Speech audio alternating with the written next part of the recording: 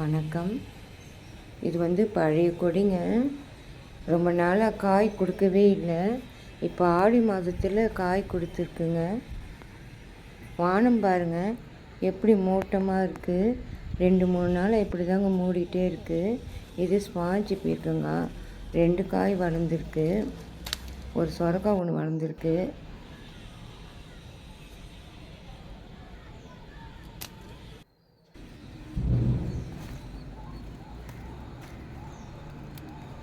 அடுத்தது முள்கத்திரி செடிங்க. இது செடி இல்லைங்க, மரம் மாதிரி வளர்ந்துருக்கு. எவ்வளோ உயரமாக வளர்ந்துருக்கு பாருங்கள்.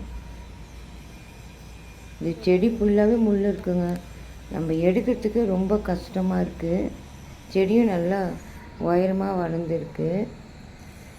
வானம் பாருங்கள் எப்படி மூடிட்டு இருக்குது.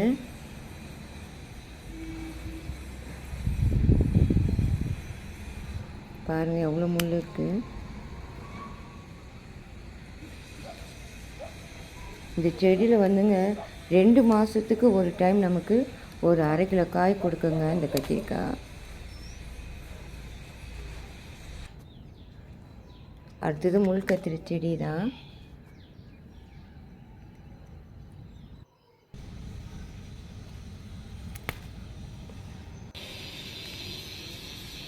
பழைய கொடிங்க, அவரைக்கொடி. ஒரே சத்தமாக கேட்குது இல்லைங்களா. பக்கத்தில் இரும்பு பட்டை இருக்குது.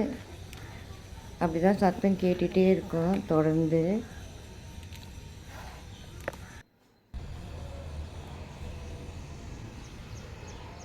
ரெண்டு வெண்டைக்காய் வளர்ந்துருக்குங்க பழைய செடியில்.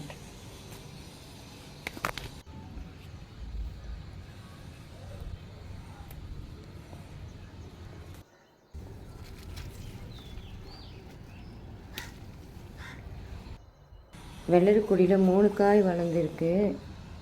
ஆனால் ஒரு காய் மட்டும்தான் எடுக்கிற மாதிரி இருக்குது.